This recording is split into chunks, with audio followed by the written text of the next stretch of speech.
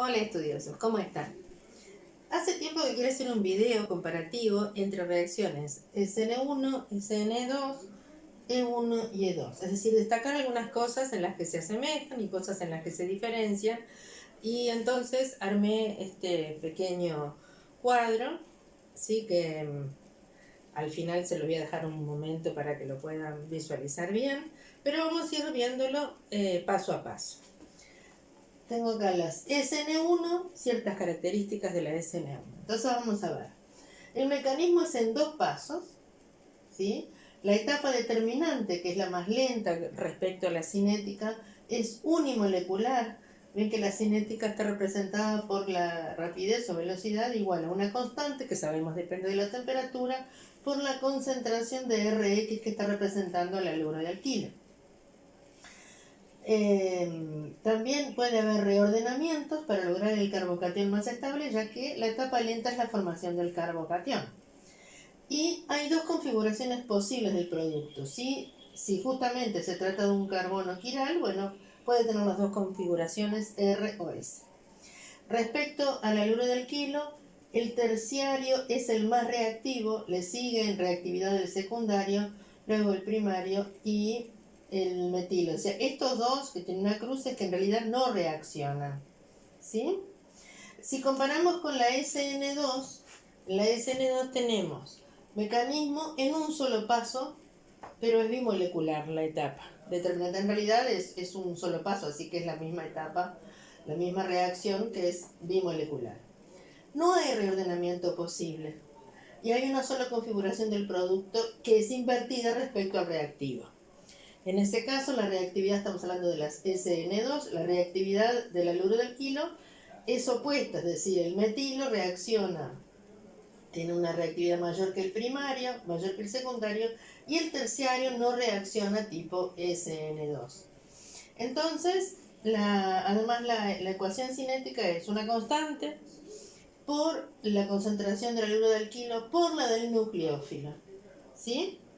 Bueno, si tenemos acá un ejemplo, entonces tenemos así, fíjense, la reacción sería un haluro de alquilo, que en este caso lo hicimos terciario, ya que es el más reactivo, pierde, libera el bromuro, ¿sí? Que queda separado, y lentamente forma el carbocatión.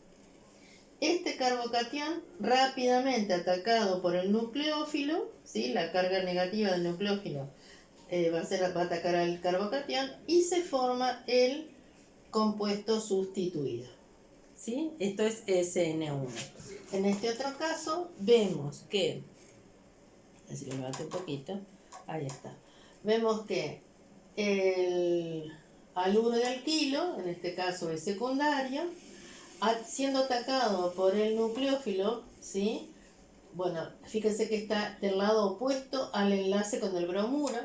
Entonces forma este simbolito que significa estado de transición, forma un estado de transición que tiene la polaridad negativa tanto sobre el nucleófilo como sobre el bromo, que va llevándose sus electrones, y se forma, ven que queda invertida, ¿sí? La forma del carbono, la configuración, perdón, del carbono sobre el cual está el ataque, con sustituido el bromuro por el OH, ¿sí? Bueno, ahí tenemos entonces SN1 y SN2. Vamos a ver qué pasa ahora con E1 y E2. En las reacciones E1 significa que va a haber eliminación, ¿sí? Es decir, se va a formar un segundo enlace carbono-carbono porque se eliminan dos grupos que están, o átomos que van a estar contiguos, entre dos carbonos contiguos. Entonces, pasa lo mismo que acá en cuanto a que también se forma el carbocatión, es un mecanismo en dos pasos y la etapa determinante es la más lenta y es unimolecular. Puede haber esto de reordenamiento para el catión más estable, porque sería la formación del carbocatión. O sea, en esta primera etapa llegó al mismo punto. Solo que en lugar de que haya una sustitución, va a haber una eliminación. Entonces, en la eliminación, por ejemplo, el agua, que es un una base, ¿sí? Va a atacar a uno de los hidrógenos contiguos al carbocatión, se refuerza el enlace entre carbono y carbono y se forma este compuesto, este alqueno, ¿sí? El agua se lleva el hidrogenión y por lo tanto forma el H3 o más, el hidrógeno. Entonces, en este caso la reactividad es terciario, mayor que secundario, mayor que primario, que no va a reaccionar por un mecanismo E1, ¿sí? El bromuro, el halogenuro de alquilo no va a reaccionar por un mecanismo primario que sí reacciona con E2. Así que acá tienen ya unas comparaciones. En este caso las condiciones favorables son base fuerte y alta temperatura, que también ocurren en la E2, o sea que base fuerte favorece eliminación respecto a sustitución nucleofílica, es algo que es interesante de tenerlo en cuenta. Alta temperatura también.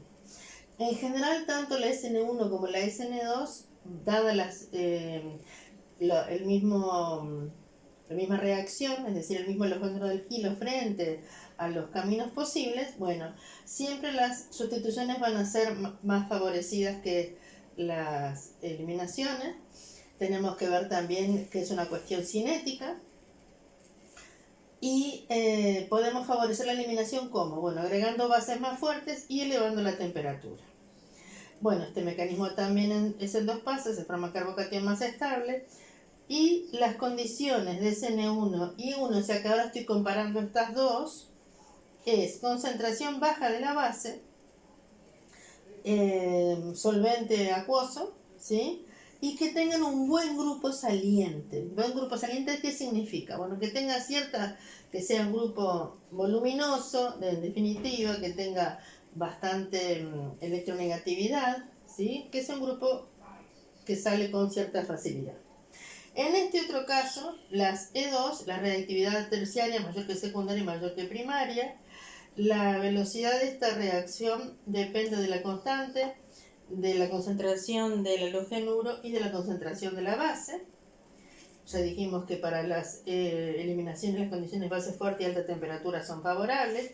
Acá pusimos que comparando estas dos, SN2 tiene mayor rapidez y por lo tanto se forma en mayor cantidad que el producto E2, salvo impedimento estérico. Siempre vamos a ver qué significa impedimento estérico.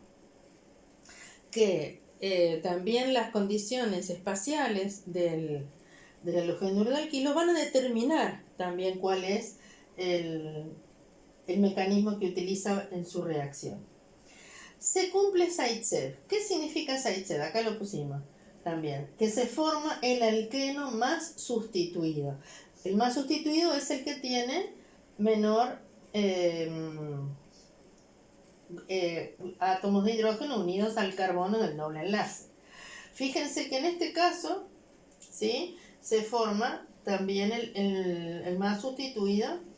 En realidad, estos dos hidrógenos son igualmente atacables, ¿sí?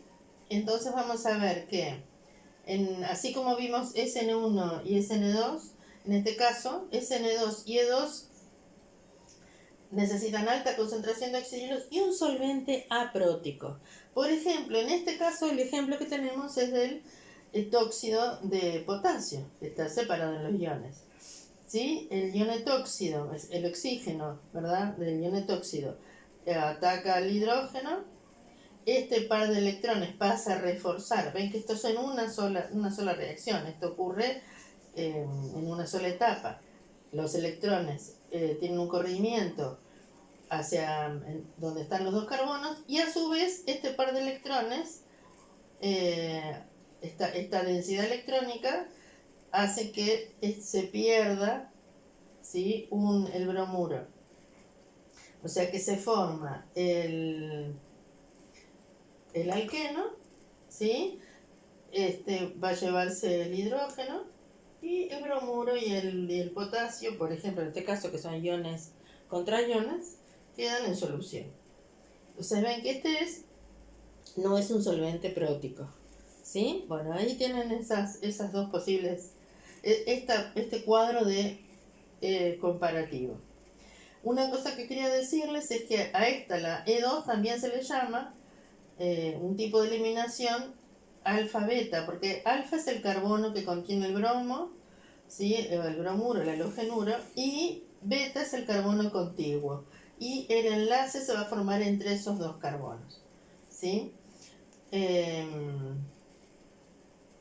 Podría haber sido, fíjense que en realidad se pierde este y se podría haber formado con alguno de estos, el doble enlace, ¿ven? ¿Sí? Pero de esta manera me queda el alqueno más sustituido, porque si hubiera formado con un CH3 acá, en realidad este enlace sería el menos sustituido. Entonces, bueno, es un poco lo que quería mostrarles. Les voy a dejar unos segundos el cuadro comparativo por si lo quieren visualizar agrandándolo.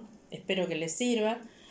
La verdad que fue una búsqueda de distintos materiales bastante importante, porque en general encontramos comparaciones E1, SN2, E1 con E2, SN1 con E1, pero un cuadro así que abarque bastantes, que abarque las 4 posibilidades de reacciones posibles para el halogenuro, de los halogenuros de alquilo, no siempre lo encontramos. Bueno, espero que les guste, que les haya servido, y si les sirvió, se pueden suscribir.